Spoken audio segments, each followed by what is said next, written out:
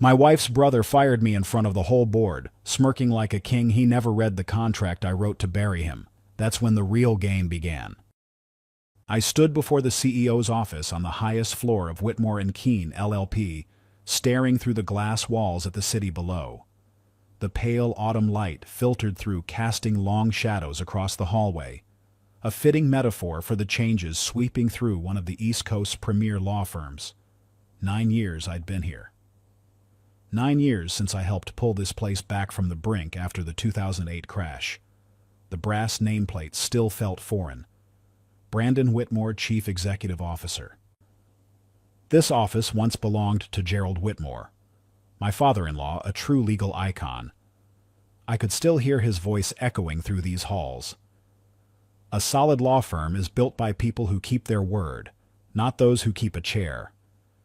Gerald suffered a minor stroke earlier this year and stepped down, handing the reins to his son Brandon Whitmore, 32 years old. Dartmouth MBA. A few internships at investment banks, 0 executive-level management experience. My brother-in-law husband to my younger sister, and the man whose personal financial scandal I helped conceal 4 years ago. I know far more about him than he'd like. The changes were immediate and ruthless. Brandon replaced nearly the entire assistant team, firing loyal staff who had worked directly with his father for years. In their place came inexperienced yes-men with absolute loyalty as their primary qualification. The company's atmosphere transformed. Departments grew cautious. Information flow became strictly controlled. Many longtime directors suddenly found themselves excluded from strategic meetings they'd attended for years. This morning, Brandon's secretary, a young woman named Sloan, called me up. Her message was terse. "He wants to see you privately." 10 minutes. I entered without ceremony. No chair offered. No greeting exchanged. Brandon stood behind his desk, arms folded across his chest, eyes cold and calculating. Gerald's portrait still hung behind him, partially obscured by a digital display board symbolic of the old guard being eclipsed. "The company is restructuring," he said without preamble. "We're not keeping people who only survive on relationships." I understood immediately what he meant. Charity case A, direct attack on my professional dignity. He provided no official reason, no termination timeline, no HR representative present, just a blank resignation form placed neatly on the desk. I didn't react, just nodded once and responded with exactly 2 sentences. "Understood. Thank you for the opportunity." Brandon raised an eyebrow, clearly disappointed I hadn't begged or erupted as he'd anticipated.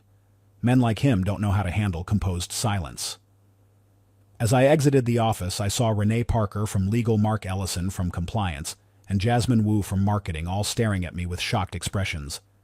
"Caleb, what?" Renee called after me. I just said quietly, "It's fine, I'm leaving." But in my mind, I wasn't leaving at all. I knew Brandon hadn't thoroughly read my contract, the one Gerald had insisted I revise after the 2019 crisis. I drove down to the parking garage, my black SUV waiting as always. In the glove compartment lay an envelope containing the original contract, 17 pages color print, with the internal seal, and Gerald's sharp distinctive signature. I opened it to page 11, section C, the clause Gerald personally added. If terminated without just cause, I would receive 12 months of base salary. Immediate vesting of ownership shares. System access for 60 days as a transition advisor. And complete exemption from all restrictive clauses, non-compete, non-solicitation, non-disclosure. Another thing.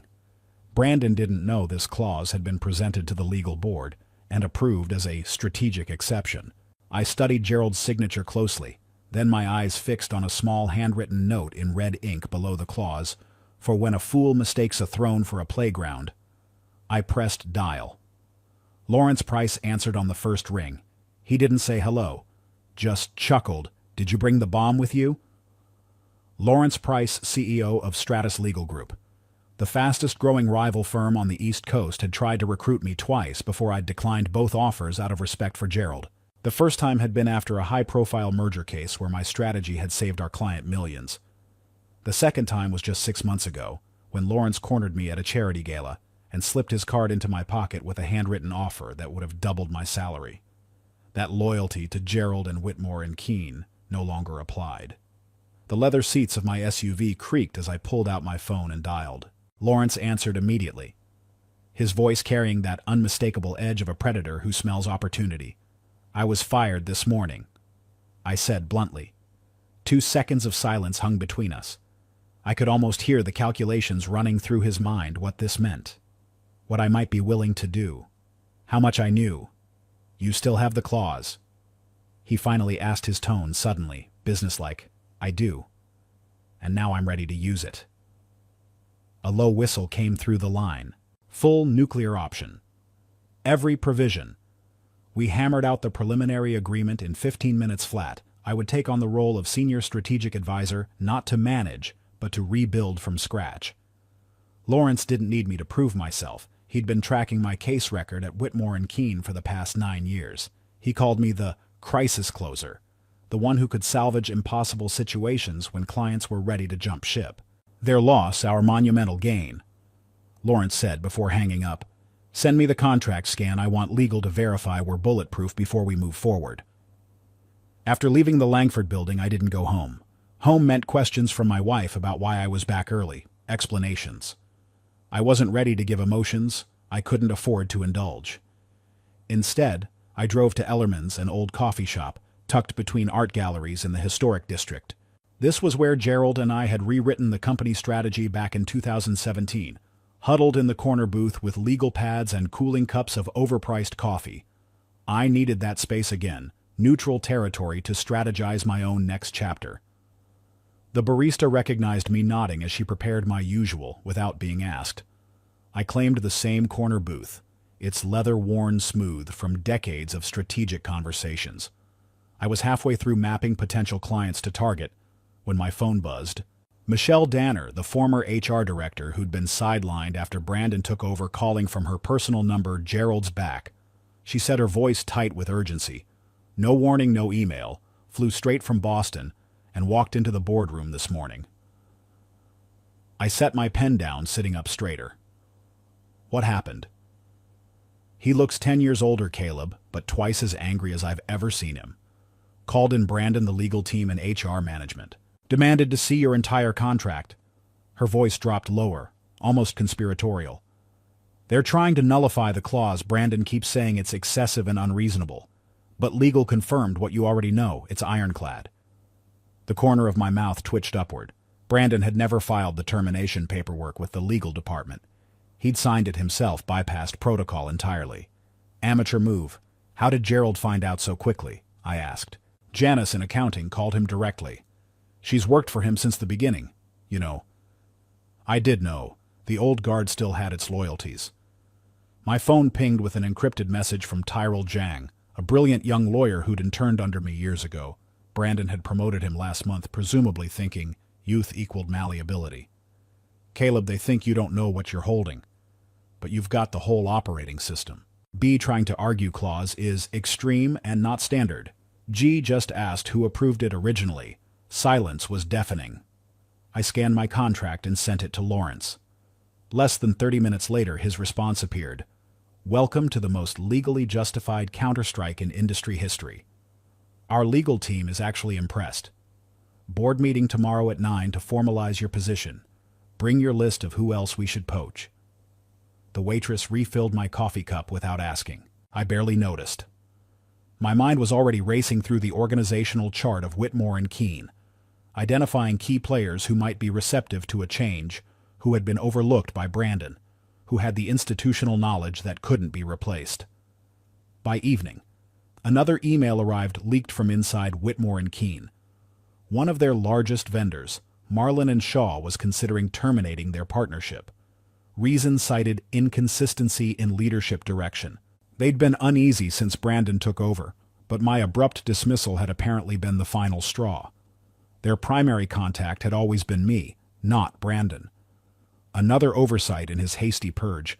I worked through the night, fueled by caffeine and the cold clarity of calculated revenge. My fingers flew across the keyboard as I drafted my first report for Stratus, 30 strategic vulnerabilities of Langford under Brandon's leadership. Each point meticulously documented, each weakness precisely identified. 9 years of institutional knowledge distilled into actionable intelligence. The vulnerabilities ranged from obvious client relationships at risk due to Brandon's inexperience to the specific clause in their largest client contract that would trigger automatic review if certain key personnel left the firm. Personnel like me. The eastern sky was just beginning to lighten when I finished. I leaned back, rubbing my eyes, then remembered something else: my system credentials.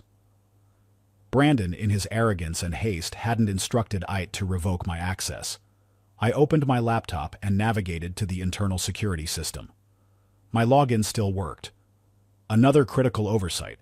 I cycled through the cameras until I found the main boardroom.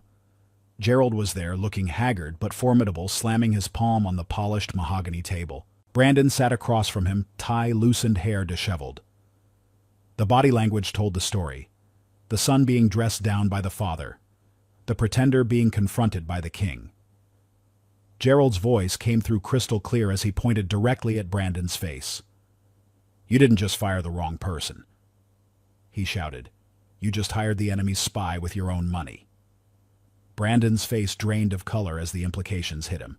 Too late, he was realizing what my contract actually contained, and what I now had the legal right to do with everything I knew. I closed the laptop with a satisfying click. The chessboard was set. Brandon had made his opening move thinking it was checkmate. He had no idea the real game was just beginning. The coffee had gone cold, but I didn't care. I ordered another cup and opened a fresh document. Time to map out exactly how to dismantle what Brandon thought he controlled piece by strategic piece. Sometimes, I murmured to myself, recalling Gerald's words from years ago, the best defense isn't a wall, but knowing where all the doors are hidden. And I knew every single one. The next morning, I returned to Whitmore and Keene LLP, not as the dismissed executive crawling back to beg for his job, but as someone responding to a direct invitation from Gerald Whitmore himself. According to Michelle's late-night text, he'd stayed up all night reviewing personnel files, executive board protocols, and every contract signed in the past decade. I chose my wardrobe, deliberately. Charcoal gray suit, crisp white shirt, navy black tie. Gerald had once taught me, dress like someone who doesn't need an introduction. Today, I needed to embody that lesson completely. The security guard at the entrance did a double take but waved me through without comment. As I crossed the main lobby, Renee Parker from Legal stopped dead in her tracks, her coffee cup suspended halfway to her lips. "You're actually back," she managed, eyes wide with disbelief. I gave her a slight nod. "Just for the morning." Her eyes darted toward the elevator. "It's been chaos since yesterday. Complete meltdown upstairs." The elevator climbed smoothly to the 25th floor executive boardroom level. I could feel my pulse quicken, not from nervousness, but from the controlled anticipation of a well-prepared confrontation. The double doors of the main conference room were closed. I knocked once and entered without waiting for a response. The tableau before me told the entire story. At a glance, Gerald sat at the head of the table, his suit jacket unbuttoned, eyes sharp as blades. 9 years of friendship and mentorship momentarily vanished behind that clinical assessment. Brandon slouched to his right, shoulders hunched forward defensively. He clutched a contract printout with red markup bleeding across the pages. His hair was disheveled, his tie askew, the universal uniform of an executive who hadn't gone home. 4 senior attorneys, including Terrell Jang, were methodically turning pages of legal documents, like coroners performing an autopsy. No one spoke as I entered. I remained standing, placing my black leather portfolio with its silver seal on the table. The sound echoed in the silence. "Good morning," I said, voice calm and steady. "I believe you wanted to discuss my contract." I opened the portfolio and removed the original agreement, 17 pages of legal language that Brandon had never bothered to read before firing me. I pointed to page 11, section C, and recited the terms without looking down. "Upon termination without cause, executive shall receive 12 months base compensation, immediate vesting of all ownership shares, system access for 60 days as transition advisor, and complete exemption from all restrictive covenants, including non-compete, non-solicitation, and confidentiality agreements." Brandon's face flushed. "Nobody gets a contract like that," he interrupted. "It's irregular." I turned to him, letting the silence hang for just a beat too long. Your father added this clause personally. He understood that people like me can't be replaced by boys playing at power. Terrell Zhang, who had been silently examining the document, cleared his throat. The contract is valid. It was reviewed and properly filed with an internal memo in 2019. No clauses contradict company policy. Gerald spoke then, each word precise and cutting. He didn't look at his son. You didn't just fire an employee. You eliminated the last safety rail keeping this company from collapse. Brandon's knuckles whitened around the contract pages. Nobody warned me about this clause. It was never included in the succession guidelines. Gerald didn't raise his voice. If anything, it dropped lower, more dangerous. Because succession isn't for those who need guidelines. The boardroom fell silent again. I watched Brandon's shoulders slump further with each passing second. Now was the moment to drive the point home. I pulled out printouts of internal emails from Marlin & Shaw, one of our largest vendors, stating they were freezing all joint ventures due to non-transparent leadership changes. The timing was surgical. Gerald's eyes widened slightly as he scanned the emails. Brandon looked physically ill. I made no threats. No negotiations. I simply stated facts. I'm activating all provisions in my contract. I'll be collecting 12 months' salary and immediate vesting of shares. I'll maintain system access for 60 days as a transition advisor. And I will not be bound by any competitive restrictions effective immediately. Brandon opened his mouth to speak, but Gerald silenced him with a raised hand. I turned to Brandon one final time, meeting his eyes directly. You called me a burden. But now that burden is the only thing keeping your company from sinking. The silence that followed was absolute. I gathered my portfolio, preparing to leave, when Gerald's voice stopped me. Are you planning to come back? I let the question hang in the air, watching Brandon squirm in his seat. The corner of my mouth twitched upward. No, I said finally. But I would like to sit here and watch him realize he just cut off his own legs with an axe. Brandon's face drained of color. He understood now, too late, what he had done. Not just firing me, but unleashing me, giving me the legal right to take everything I knew and use it however I wanted. Gerald nodded slowly, a strange mixture of pride and regret in his eyes. Then sit, I did, choosing the chair directly across from Brandon. The symmetry wasn't lost on anyone in the room. Let's be clear about what happens next. Gerald continued, his voice steady. Brandon, you've created a situation that puts the entire firm at risk, thanks to your impulsiveness. One of our key strategists now has every legal right to work against us with everything he knows. Brandon swallowed hard. We could offer a new agreement. Better terms. That ship has sailed. I interrupted calmly. I've already accepted a position with Stratus Legal Group. The room went dead silent. Terrell Zhang let out a low whistle before catching himself. Gerald's expression didn't change, but something flickered behind his eyes, a mixture of respect and calculation. Lawrence Price's operation, yes. Our most aggressive competitor. As of this morning, yes. Brandon's breathing had become shallow. This is revenge, pure and simple. I leaned forward slightly. No, Brandon, this is consequence. You didn't fire me because of performance or strategy or even personality. You fired me because you wanted to show everyone how powerful you were. Now you get to show everyone how catastrophically wrong you were. Gerald turned to the attorneys. Leave us, all of you. They filed out silently, Tyrell catching my eye briefly as he passed.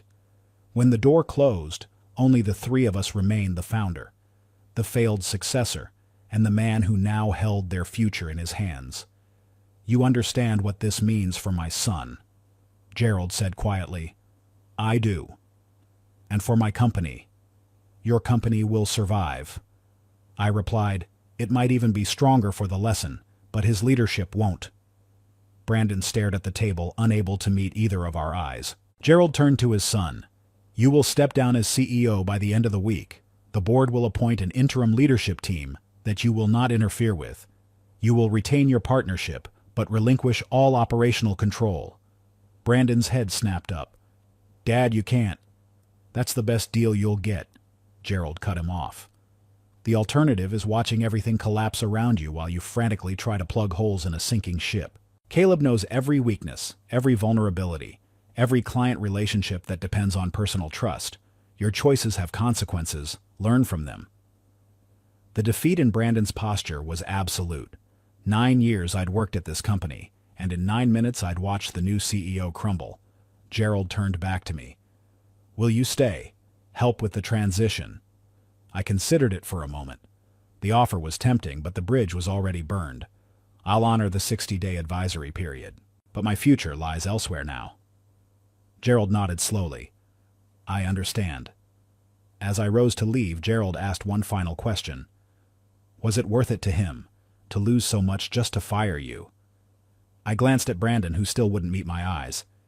You should ask him that in a year, I replied, when he's had time to calculate exactly what his moment of power cost. I walked to the door, then paused with my hand on the handle. For what it's worth. Gerald, you built something extraordinary here. It deserves better than what happened yesterday. Before closing the door behind me, I heard Gerald sigh. Yes, he said, it does.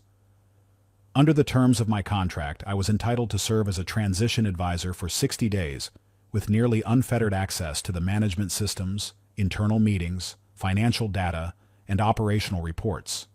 It was a clause Gerald had insisted on years ago, one that now served as both my shield and sword. The day after our confrontation, an internal directive appeared in everyone's inbox, sent directly from Gerald Whitmore's account. It was brief, but unequivocal. Brandon Whitmore was required to attend every transition meeting personally. No delegates, no absences, no objections. Gerald had labeled it emergency treatment through practical experience. For our first session, I arrived at the small conference room carrying 7 printed copies of the 2020 crisis management plans I'd personally handled. Brandon had never seen any of them, a fact that became painfully obvious as his eyes widened at the thickness of the binders. Are these all different versions? He asked.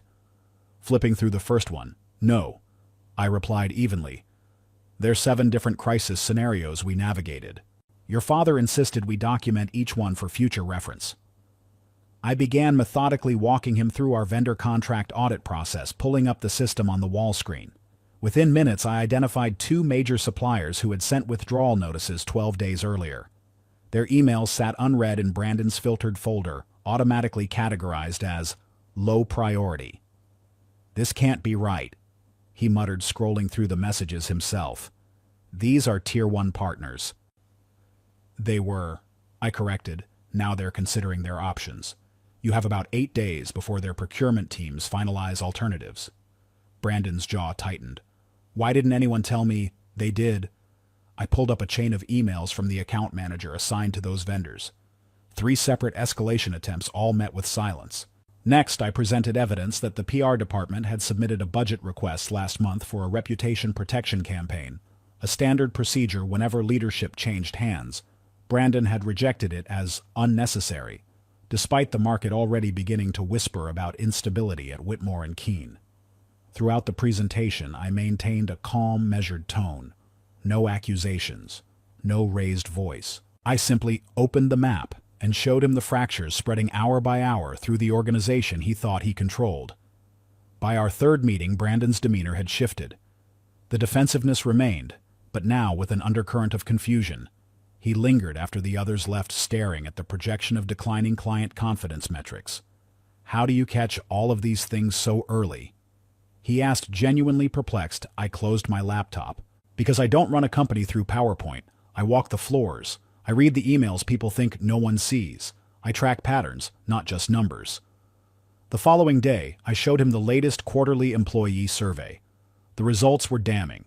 43% reported lost confidence in leadership, while 31% stated that the company no longer embodies its core values. Brandon leaned back in his chair. They don't know me yet, he said, but the conviction had drained from his voice. They know enough, I replied. They know you fired people who built this place. They know you closed doors that used to be open. One morning, I arrived early to prepare for our session on client retention and found Brandon already seated in the conference room. He had my files from the previous night open in front of him. His tie-loosened eyes rimmed with the telltale redness of a sleepless night. I didn't think one person could do this much, he said quietly. I thought it was all my father's work. I didn't acknowledge the half-apology hidden in his words. Instead, I opened a new slide, a cascading failure analysis.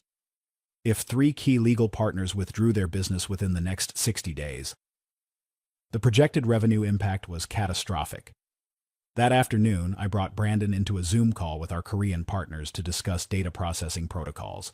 He misrepresented our security implementation timeline, causing visible concern among the overseas team. I stepped in, smoothly clarifying the transition phase and salvaging the situation. After the call ended, Brandon stared at the blank screen for a long moment. "What should I say to regain their trust?" he asked. For the first time, it was a genuine question, not a defensive reaction. The shift was subtle but significant. He was asking, not challenging. Over the next several days, I guided him through writing strategically apologetic internal memos, conducting team meetings without revealing weakness, and avoiding panic during negotiation sessions. He was a quick student when he actually tried to learn. I had to admit, by the end of the second week, something resembling competence began to emerge. Not brilliance, certainly. Not vision, but at least basic functionality. He stopped asserting authority he hadn't earned and started asking questions he needed to answer. Friday evening, as I was preparing to leave, Gerald called my private line, "Rooftop 5 minutes." The building's top floor had a small garden terrace where Gerald occasionally retreated to think. When I arrived, he was leaning against the railing, looking out over the city as the setting sun painted the skyscrapers in amber and gold. "How's our patient?" he asked without turning. "Learning," I replied, "slowly, but learning." Gerald nodded. "You've always been a better teacher than I was." He handed me a sealed manila envelope. If I'm not here, who keeps him from self-immolation? The envelope was heavier than it looked. I opened it carefully and found a formal document inside a proposal for my temporary reinstatement as acting CEO. My name was already printed on the signature line. I closed the folder and placed it back on the small table between us. I came to teach him to swim, not to reclaim the captain's chair. Gerald's weathered face remained impassive. And if he's incapable of learning, then the company will adapt or fail. I said, "But that's not what's happening here." He's starting to understand the machine he tried to control without a manual. Gerald studied me carefully. "You don't want revenge. I don't need it." I corrected, "I already have something better." "And what's that?" I smiled slightly. The knowledge that his greatest lesson came from someone he thought was disposable. As the last light faded from the sky, I could see the calculation happening behind Gerald's eyes, weighing my words, measuring my resolve, assessing whether his company might yet be saved by the son he'd chosen versus the one he'd found.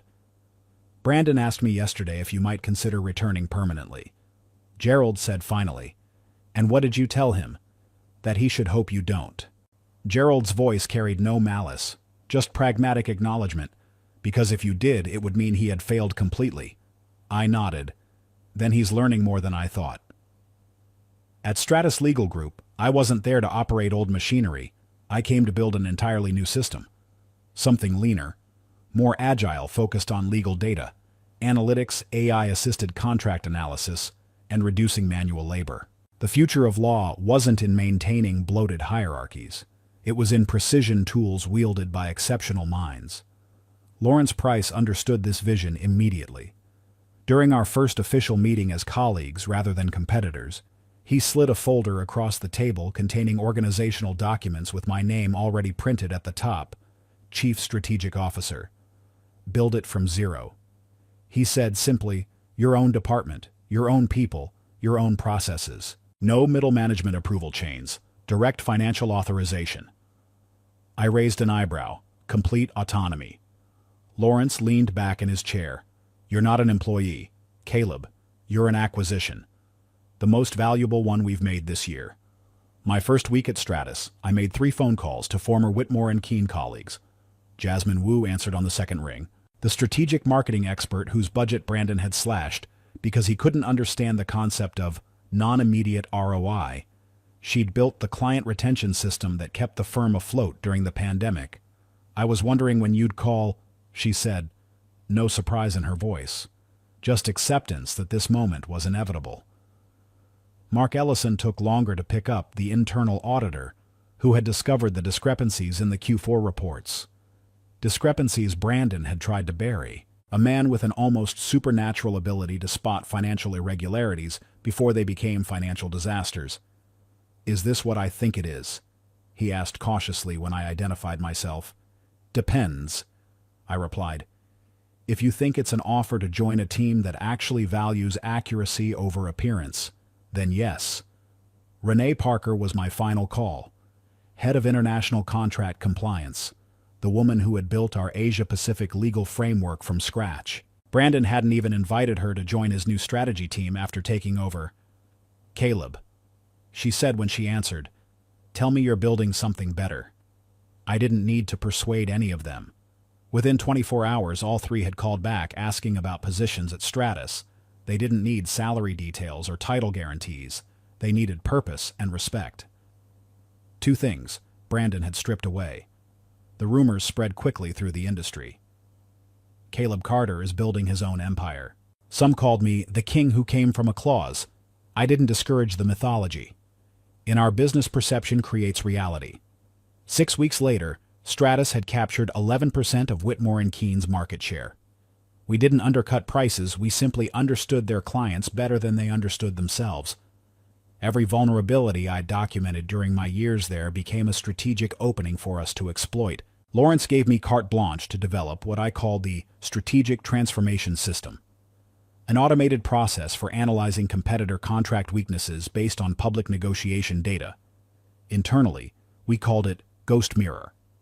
The system could predict precisely how Whitmore & Keen would drag its feet during deal closings, the very inefficiency I had warned Brandon about, which he had dismissed as traditional thoroughness. "It's not just about knowing their playbook," I explained to our team during the rollout presentation. "It's about knowing which pages they don't even realize they're reading from." The industry press caught wind of our meteoric rise. An article appeared in Legal Strategies Quarterly with the headline, "From Casualty to Market Shaper: Caleb Carter's Silent Legal Counteroffensive." The piece detailed how Stratus had systematically targeted and converted key clients who had grown disenchanted with Whitmore & Keen's leadership inconsistencies. I didn't give interviews I didn't need to. The results spoke volumes. A former vendor who had worked exclusively with Whitmore & Keen for 15 years signed with us on a Tuesday morning. As we shook hands to seal the deal, he leaned in and said quietly, "They thought you were thrown out. They didn't realize you were the one who would kick them out of the game." I smiled slightly. Sometimes the best view of a house is from the outside. My team expanded rapidly. Beyond Jasmine, Mark, and Renee, I hired specialists in digital transformation, legal AI development, and client psychology. We weren't just replicating the old law firm model. We were reinventing it entirely. Our competitors measured success by billable hours. We measured it by problem-solving efficiency. Ghost Mirror became our competitive edge. It predicted with uncanny accuracy when Whitmore & Keen would miss deadlines, misinterpret client expectations, or overcommit resources. What had once been institutional knowledge locked in my head was now a sophisticated algorithm identifying patterns even I hadn't consciously recognized. The system is showing a 94% prediction rate for their response delays, Mark reported during our third-month strategy session. "We're cutting our deal closing time to less than half of theirs." Jasmine's new client acquisition framework was equally devastating. "We're not just taking their clients," she explained, "we're taking them at precisely the moment those clients are most frustrated. Maximum emotional impact." Renee had completely rebuilt our international compliance system with AI-driven monitoring that caught regulatory changes in real time, something Whitmore & Keen's manual approach couldn't match. "It's not just better," she said during a presentation. "It's a different species entirely." One evening, as I was leaving the office, I found an unmarked envelope on my desk. Inside was an internal financial report from Whitmore & Keen, quarterly revenue down 23% from the previous year. A handwritten note in familiar handwriting accompanied it. "It's starting to break." Gerald Whitmore still monitoring his company's slow-motion collapse, still watching his son struggle to hold together what was falling apart. I didn't respond. There was nothing to say. The numbers told the story better than words ever could. The next morning, Lawrence stopped by my office. "We've just signed Meridian Banking Corp." He announced. They were Whitmore and Keene's biggest financial client for 20 years. I nodded unsurprised. Ghost Mirror had predicted this defection 8 weeks earlier, identifying the exact pressure points that would cause the relationship to fracture. This isn't just a victory. Caleb. Lawrence continued, "It's a revolution. We're not just taking their business, we're taking their relevance." I allowed myself a small smile. Relevance can't be inherited. It has to be earned. As Lawrence left my private email, pinged with a new message, anonymous sender, internal Whitmore and Keene domain. The subject line, last desperate move. The body text was brief. Brandon is trying to sell his personal shares to save cash flow. Board doesn't know. Want the scanned confidential agreement. I stared at the screen for a long moment. Brandon selling his shares without board approval wasn't just desperate. It was potentially illegal. The final self-destructive act of a drowning man. My finger hovered over the reply button. This wasn't just information. It was the coup de grace, the final blow that would end his career permanently. The question wasn't whether I should use it. The question was whether I needed to. I returned to the Langford building one last time, responding to an official invitation from Gerald. Not to reclaim my old position, but to complete the final phase of transition. The autumn light filtered through the glass facade felt different now. No longer the backdrop to my humiliation, but simply the setting for closure. When the elevator doors opened on the executive floor, everything looked the same, yet fundamentally altered. The rhythm was different. The voices quieter. The atmosphere charged with a resignation that hadn't been there before. Brandon Whitmore waited in the main conference room, all traces of arrogance stripped away. His face was gaunt, his tailored suit wrinkled as though he'd slept in it. For the first time, he actively pulled out a chair for me. A small gesture that spoke volumes about his fallen status. I carried with me a contract for a 30-day extension of my advisory role, fulfilling my commitment to ensure no partners would be neglected. No cases would collapse. But I also brought something else, the confidential share-selling agreement. Brandon had been secretly negotiating with a third-party investment group, hidden from the board. I placed both documents on the table. Gerald picked up the share agreement, first scanning it with practiced efficiency. His expression remained unchanged, but his fingers tightened almost imperceptibly on the paper. "How far did you think you could get before anyone noticed?" Gerald asked his son after a long silence. Brandon didn't answer. His hands clenched into fists, his lips trembling slightly. I looked directly at him. "You once dismissed me like excess baggage. Now I'm back, not to be your boss, but to make sure the people I once protected don't drown alongside your stupidity." Brandon attempted to formulate some kind of apology, but Gerald cut him off. "This isn't about feelings anymore," he said, his voice cold and clinical. "This is the expensive lesson of someone who wasn't ready for power." I removed a third document from my briefcase, Operational Risk Forecast, a simulation of what would happen if Brandon continued as CEO for another 6 months. The projections were brutal. Loss of 3 Class A vendors. Employee turnover increasing by 17%. International legal projects scaled back or terminated.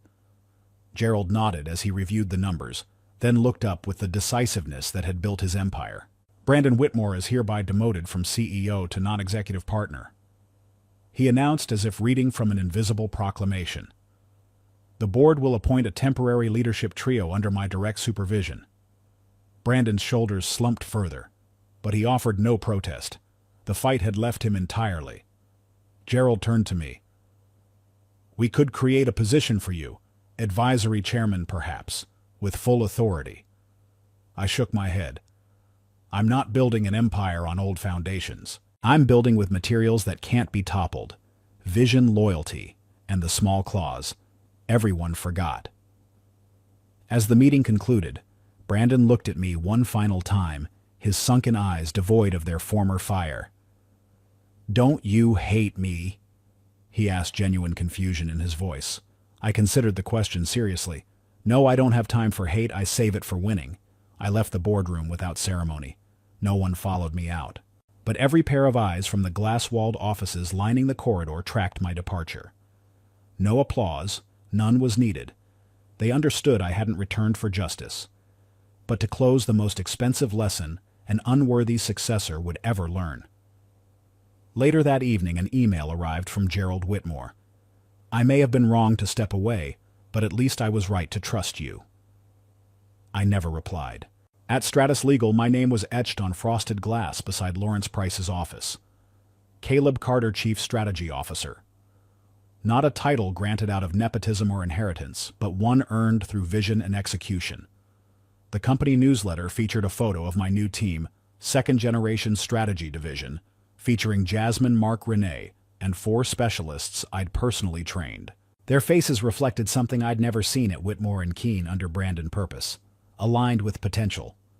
One morning as I walked down the corridor, I overheard a new employee whisper to her colleague, "That's the man who rewrote the rules, using the clause he created himself." I smiled slightly, but kept walking. Let legends grow if they must. Reality was more satisfying than mythology. On a snowy December evening, I stood before the glass wall of my new office at Stratus, watching the city transform under gentle white flakes. The skyline included the Langford Building, now just another structure in a forest of ambitions. I sipped my coffee, reflecting on the journey Brandon had wanted to be a king without understanding the kingdom Gerald had built an empire, but failed to prepare its heir. And I had lost everything only to gain something greater, the chance to build without compromise. The fired are not the failures. Sometimes being cast out is the world's way of clearing a path for those meant to establish a new order. My phone buzzed with a text from Lawrence. Q4 numbers just came in. We've officially taken 28% of W&K's market share. I didn't feel triumph. Only certainty that we were building something that would last beyond personalities and beyond legacies. The snow fell harder, beginning to obscure the distant buildings. Soon I wouldn't be able to see the Langford Building at all. And that seemed perfectly right. The past was already fading from view. The future, like fresh snow, awaited our footprints.